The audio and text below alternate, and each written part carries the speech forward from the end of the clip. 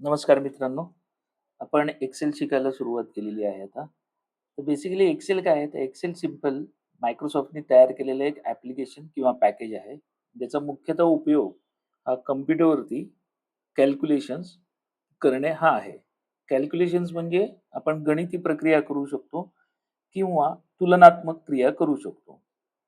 तर एक्सेल आपण जरासं समजून घ्यात बेसिक काय आहे ते आपण एक्सेल जे शिकणार आहोत. तर आपल्या एक्सेलचं व्हर्जन आपण जे आत्ता शिकतोय, जे आपण सुरुवातीला काही असाइनमेंट बघणार आहोत. तर ह्या आपण 2019 या व्हर्जनमध्ये बघणार आहोत. एक्सेल आपण ज्यावेळेस पहिल्यांदा चालू करतो, त्यानंतर त्या फाईलला काहीतरी एक नाव दिलं जातं सिस्टमकडून.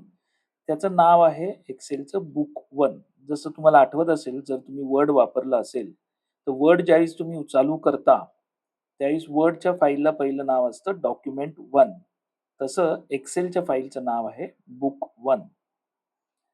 म्हणजे मी हसत-हसत असं एक सगळ्यांना सांगत असतो, की माझ्याकडे मुलगा झाला किंवा मुलगी झाली. त्यांचं बारसं करायच्या आधी जर मुलगा झाला तर सोन्या, गोट्या, बाबू अशी आपण नावं ठेवतो. आणि जर मुलगी असेल तर राणी, परी, किती सुंदर दिसतीये असं म्हणतो. म्हणजे जर मुलगा झाला तर त्याला एक विशिष्ट नाव आहे. जर मुलगी झाली तर त्याला आपण विशिष्ट नाव देतोय. पण बारसं झालं एकदा, की त्यानंतर त्याचं जे नाव ठेवू, ते मग आयुष्यभर तेच नाव राहतं. तसं आपण जोपर्यंत फाईल सेव्ह करत नाहीये, आपण आपली फाईल सेव्ह करत नाहीये, तोपर्यंत एक्सेलकडून त्याला एक नाव दिलं जातं. त्याचं नाव आहे बुक 1.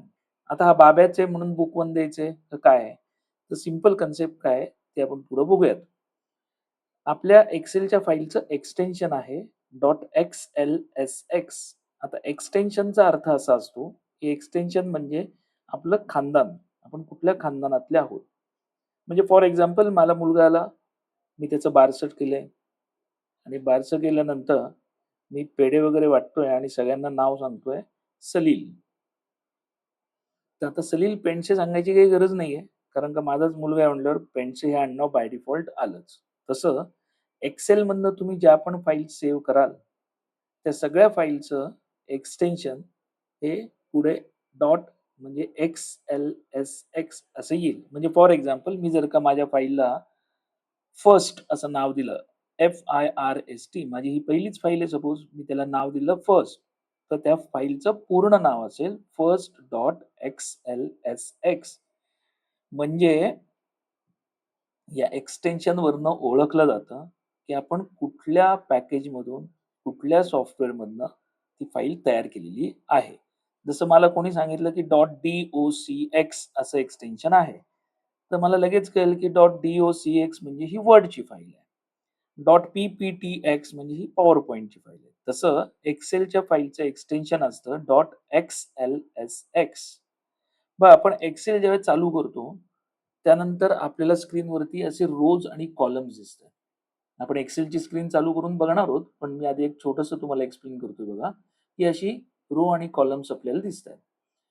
जे उभे रकाने आहेत, त्याला कॉलम्स असं म्हटलं जातं. जे आडव्या ओळी आहेत, बघा इथे आडव्या ओळी दिसतायत, यांना रोज असं म्हटलं जातं. तर उभ्या रकान्यांना नेमिंग सिस्टम आहे. नावं दिलेली आहेत. ए, बी, सी, डी अशी नावं आहेत.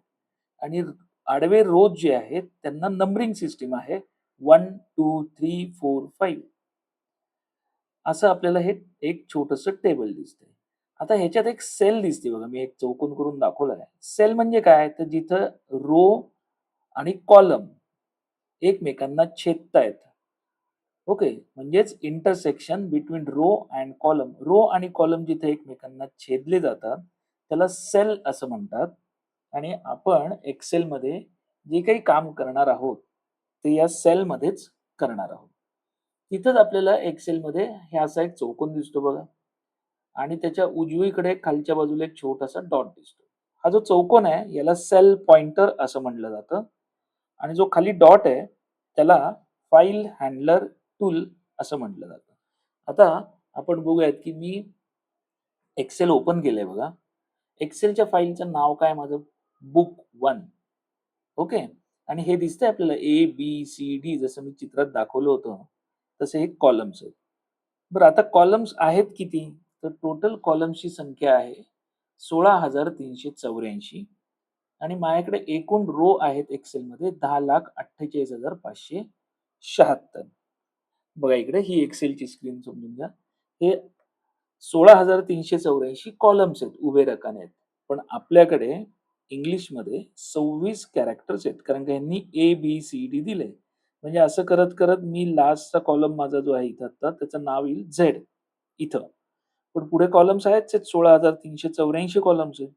मग यांनी सिस्टम कशी केली ए-ए, ए-बी, ए-सी असं करत ए-झेड पर्यंत आलो, की परत त्यांनी बी बरोबरचं कॉम्बिनेशन केलंय.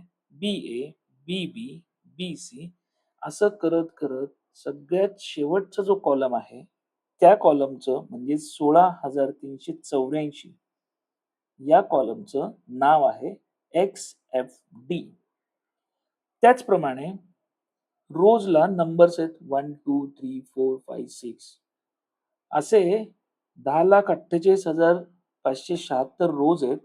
तर बघा सगळ्यात शेवटचा रो जो आहे त्याचा नंबर आहे 10,48,576. बघा मी एक एक्झाम्पल देतो की 100 पानी वही आहे.